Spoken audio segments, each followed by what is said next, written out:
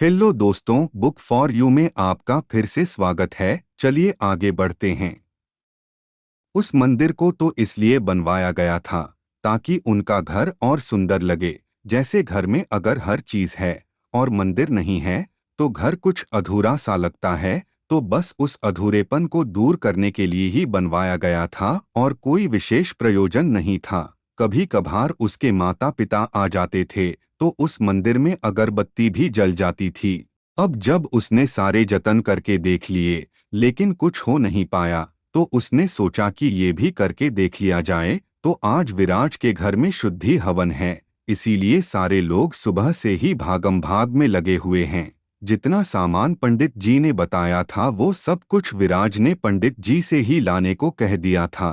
कौन ढूंढने जाएगा सामान, ये सोचकर पंडित जी ने 8 बजे का समय दिया था और अभी 8:30 बज चुके हैं, पर पंडित जी अभी तक पहुंचे नहीं हैं।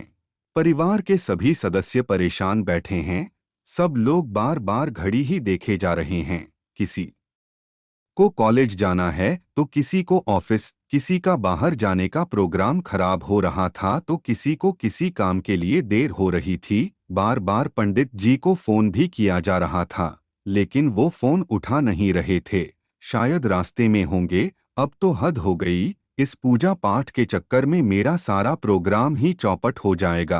पापा, मैं 1 घंटे बाद चला जाऊंगा, चाहे आपकी पूजा हो पाए या न हो पाए, बड़े बेटे ने झल्लाकर कहा। हाँ पापा, मैं भी। छोटा बेटा और बेटी एक साथ बोले। पत्नी को भी तो देर हो रही थी सो वो भी बोल ही दी।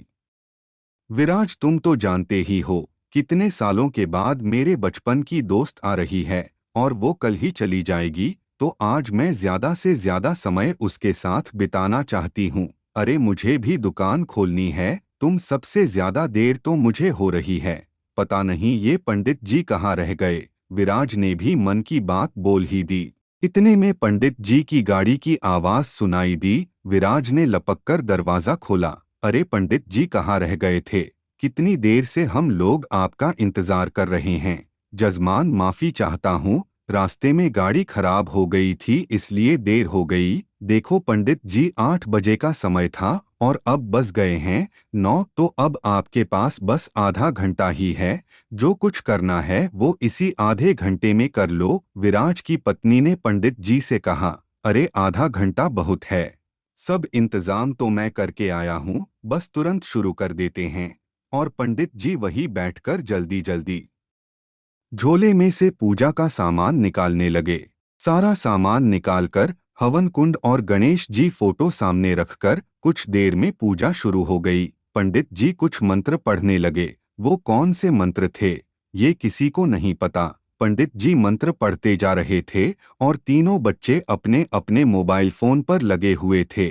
विराज की पत्नी बार बार घड़ी देखे जा रही थी और विराज आज दुकान क्या क्या ले जाना है ये सोच रहा था। अचानक पंडित जी बोल पड़े। सभी लोग आगे आ जाइए और मेरे स्वाहा बोलने पर ये हवन सामग्री थोड़ी थोड़ी करके इस हवन कुंड में डालते रहिए। पंडित जी कुछ मंत्र पढ़ते और स्वाहा बोल देते। उनके स्वाहा बोलते ही सब लोग हवन में आहुति देते और इसके साथ साथ सबकी एक नज़र घड़ी पर भी थी। कुछ स्वाहा ही हुए थे कि पंडित जी का भी मोबाइल फोन बज उठा। उन्होंने हाथ से इशारा करके रुकने को कहा और फोन पर बात करने लगे। आप लोग सारा सामान लेकर पहुंचो, मैं बस कुछ देर में आ रहा हूं। पंडित जी के अगले जजमान का फोन था जिनके यहाँ इसके बाद पूजा करानी थी। इसके बाद तो एक के बाद एक कई फोन आए और पंडित जी ने सबको समय दे दिया और समझा दिया। अब तो पंडित जी विराज और उसके घर वालों से भी ज्यादा जल्दी में हो गए और बोले, अब मेरे स्वाहा बोलने पर थोड़ी ज्यादा सामग्री कुंड में डालनी होगी। ये सुनकर विराज और घर वाले भी खुश हो गए कि चलो अब ये हवन सामग्री जल्दी खत्म होगी, वरना उन्हें तो लग रहा था कि ऐसे तो ये बहुत देर में खत्म होगी। पंडित जी जल्दी जल्दी स्वाहा बोलने लगे लेकिन काम खत्म नहीं हो रहा था। उन्हें लगा अब तो अगली जगह देर हो जाएगी, सो उन्होंने इसका भी उपाय निकाल लिया और बोले, सभी लोग ध्यान से सुने, अब जो मैं स्वाहा बोलूंगा वो आखिरी स्वाहा होगा और इसमें सब लोग पूर्ण आहुति देंगे। मतलब जितनी भी हवन सामग्री बची है वो सब एक साथ हवन में डाल देंगे। ये बात सुनकर तो ऐसा लगा कि विराज और उसके घर वालों के ऊपर से बहुत बड़ा बोझ उतर गया हो, और पंडित जी के स्वाहा बोलते ही सब लोगों ने सारी सामग्री हवन में डाल दी और पंडित जी तेज आवाज में बोले, इस प्रकार पूजा संपन्न हुई।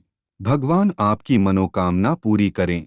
इसके बाद पंडित जी अपनी दक्षिणा लेकर बहुत तेजी से अगले जजमान के घर के लिए निकल लिए और उनके साथ साथ विराज और उसके घर वाले भी अपने अपने रास्ते चल दिए। विराज के पड़ोसी गुप्ता जी सुबह विराज के घर से आती हुई आवाजों को उन्होंने सुना था तो उनसे बिना जाने रहा नहीं गया, और वो शाम को ही उसके घर आ गए। और विराज, क्या हाल है? गुप्ता जी ने पूछा। हाल तो बहुत ठीक नहीं है, न तो दुकान अच्छी चल रही है, न ही बच्चों का कुछ हो पा रहा है, और पत्नी की तबीयत भी सही नहीं रहती। सारे जतन करके देख लिए लेकिन कोई फायदा नहीं हुआ। एक आखिरी रास्ता बचा था, सो आज वो भी कर लिया है। विराज ने जवाब दिया। आखिरी रास्ता? गुप्ता जी ने उत्सुकता से पूछा। हाँ गुप्ता जी, अभी तक पूजा पाठ हवन नहीं किया था, आज वो भी करा लिया है। विराज फिर से बोला। गुप्ता जी यही जानने तो आए थे कि जिस घर में कभी मंदिर की घंटी तक नहीं बजती, वहां से सुबह सुबह मंत्रों की आवाजें आ रही थी। अरे वाह, ये तो तुमने बहुत अच्छा काम किया, गुप्ता जी ने कहा। हाँ गुप्ता जी, अब की कायदे से पैसा खर्च कर दिया है, अब देखना है फल कब मिलता है। हाँ हाँ, पैसा खर्च किया है तो फल तो मिलेगा ही, बस थोड़ा इंतजार करो। यह कहते हुए गुप्ता जी अपने घर की ओर चल दिए।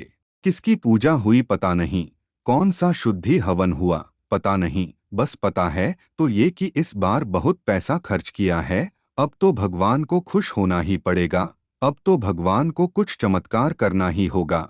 और बस विराज और उसके घरवाले किसी बड़े चमत्कार की राह देखने लगे। तो क्या इस पूजा पाठ से कोई चमत्कार होगा? क्या भगवान प्रसन्न हो गए होंगे? प्रसन्न तो दूर, भगवान को तो ये भी पता नहीं चला होगा कि कोई उन्हें याद भी कर रहा है। हर कोई अपने हिसाब से भगवान को प्रसन्न करने में लगा हुआ है। चलिए आगे चलते हैं और देखते हैं और कुछ लोग क्या कर रहे हैं। बाबूराम रोज की तरह सुबह 5 बजे ही उठ गया था। वैसे तो रोज उठकर दैनिक क्रिया से निपटने के बाद खाना खाकर और साथ में लेकर वो 8 बजे तक काम पर निकल जाता था। लेकिन आज वो तैयार होकर काम पर नहीं बल्कि कहीं और जाने वाला था। बाबूराम एक मजदूर है और रोज कमाने और रोज खाने वालों में उसकी गिनती होती है, लेकिन वो वास्तव में ऐसा है नहीं। वो जितने पैसे कमाता है उसमें से कुछ न कुछ बचाता जरूर है। दोस्तों, इस भाग में बस इतना ही। मिलते हैं अगले भाग में। अगर ये कहानी आपको अच्छी लगी हो तो कृपया वीडियो को लाइक करें और चैनल को सब्सक्राइब करें। धन्यवाद।